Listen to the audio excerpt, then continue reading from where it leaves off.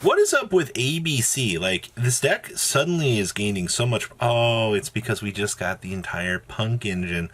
Huh. What a real shocker. And is that branded falling off the face of the map? Maybe. Don't think the 30% of you guys have not smashed the ever-living crap out of that subscribe button. Smash and swing, climb up the 100K ladder. Wow! Today we're going to be looking at the Peru Nationals breakdown from Carlancho store here. And you know what? I'm actually pretty intrigued with this, ladies and gentlemen. You have what 1/4 of top 16 is Flanderies? That I'm 4 Flanderies players in Top Cut. All right, I suppose that's a particularly very interesting thing, but okay, you know, I'm willing to see where this goes. Phantom Knights being what is that, like 3 in Top Cut? What is this breakdown like? Where do these players been all format? And then I believe that would be what, 2 branded, 2 Sword Soul. So the better representing decks here look like they've kind of taken a little bit of a back seat here, but okay. And then you also had 3 Virtual World. What in the world is that? So that's 2, 2, 2.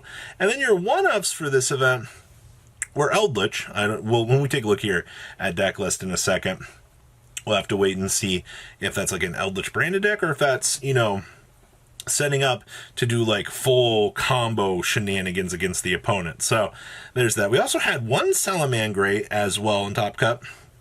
Salad has been making, you know, pretty decent strides in events that aren't like super high tiered in America. Like, it's very interesting because like European offset events in the National, Salad has been performing relatively well. It's just when you come over here and shift over here, you're not seeing it quite as well here. And then we also have 1 ABC list. So if you can draw like all the goodness that ABC like sets up every single round, you are literally good to go. And we're going to pass it over for those top deck lists. All right, the first deck we're going to be looking at here is the first place Virtual World list. I'm actually very surprised to see that Virtual World was able to kind of climb its way through the ranks here and devastate this event so much. Maybe players weren't prepared for this, or maybe the power of the new support just made this deck crazier, because you do see that we are sporting off the new Synchro down here.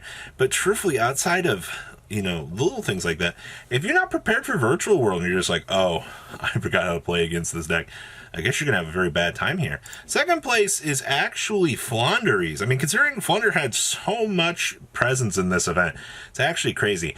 And yes, that is triple evenly matched in my Flander deck.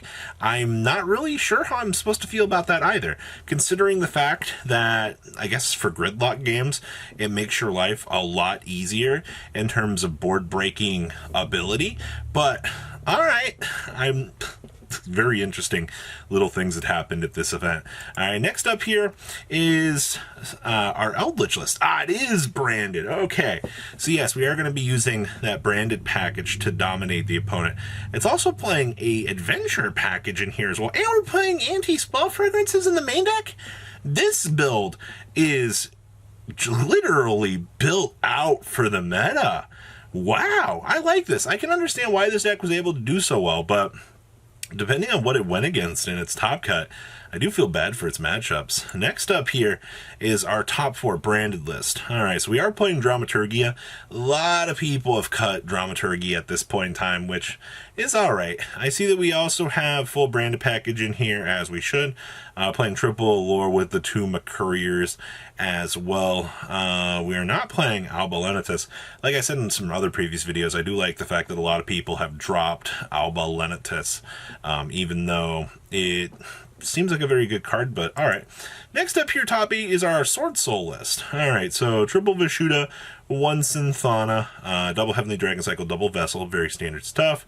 Main decking the Crows. We're playing the Ghost Mourner in here as well, and a Ghost Bell. Okay, and we're sporting off triple Night Beam in that side deck, so you can devastate the opponent's lineup a little bit easier.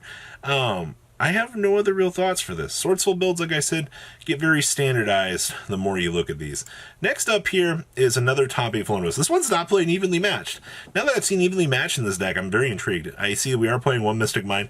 We have seen some builds main in the one mine side too, which, I mean, works out at the end of the day. It just really depends on how you are feeling in terms of your deck builds and things like that. We're also playing one Trap Trick in the side deck. Evenlies are down on the side. So, it looks like for this event, Flunder players really wanted to play evenly matched for some darn reason. And yeah, no Prosperity in here. We went with the Extrav. All right. Next up is another branded list here. So we're playing 2 talents in here.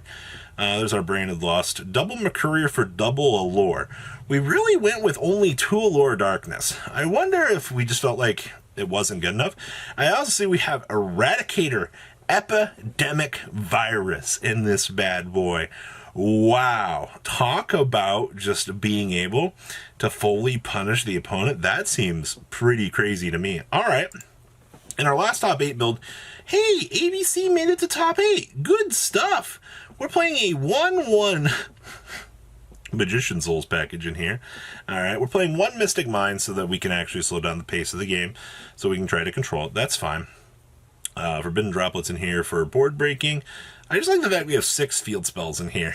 All right, like, take it how you will. Seems pretty good. And I also like the Change of Heart in the side deck. All right, so that's about what I expected.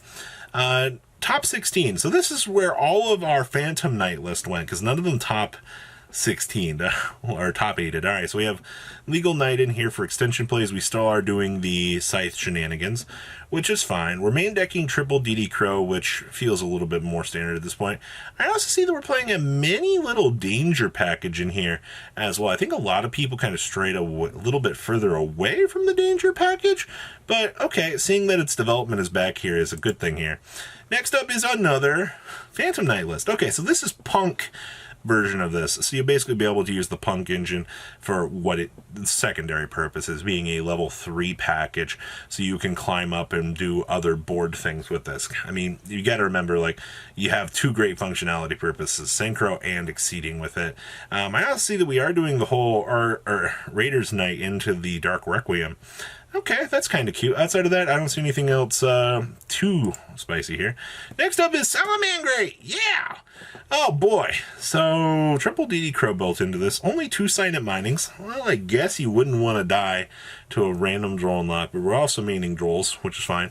1 Roar, 1 Rage with double Desires. I know a lot of people that have looked at this deck, or have looked at Salad decks in the past, will say the same thing. Should probably be playing 2 and 2 because of Desires, but I guess in times like this, you kind of got to make some sacrifices. We're also playing only 1 Will the Salamangre in here.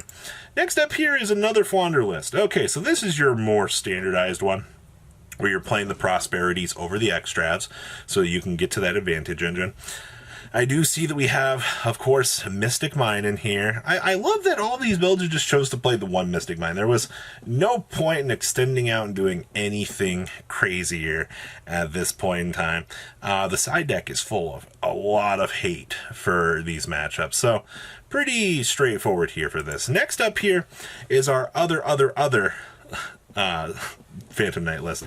And it looks like for this list, ladies and gentlemen, that we are doing none other than, you guessed it, our full right package in our deck. I mean, hey, being able to set up Omni Negates is fine. You see how between all of these decks, all these Phantom Knight decks are all doing different things, which means that you can have success with all sorts of different varieties of these decks.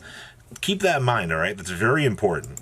Next up here is another Flounder list. This build said, you know what? Screw the formula. I want to play Prosperity, Extrav, and Duality. This is the duality of a Flunder player, man. When you can play all sorts of crazy stuff in here and kind of just get away with it, it's actually kind of crazy to me at the end of the day. So overall, I don't see anything else too crazy in here. I guess the Feather Duster, if you really want to point that out, might seem a little bit weird, but all right. Next up here is our other Virtual World list here. So we are doing 2 Nien Niens, which is fine, double Desires in the deck. We're playing the 2 copies of the Foolish Burial Goods to drop down some of our resources so we can capitalize and do what we need to do. Very basic stuff here. I don't see anything else really too crazy in this deck. that really sticks out to me. I do like the final Sigma in here. Has definitely found its way into the more niche point of the format, which, alright. And the last one we have here is another Sword Soul list. Okay, so we're playing one Synthana, double Vishuddha. I guess that's kind of the play now. Screw Vishuddha. Double Ashuna, double Ada. We're playing the one Monster Reborn for Worms. Two Heavenly Dragons, two Heavenly Dragons with triple Vessel. Okay.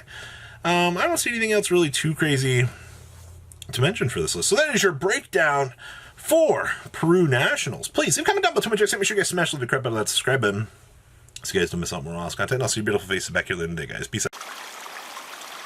Patrons, thank you.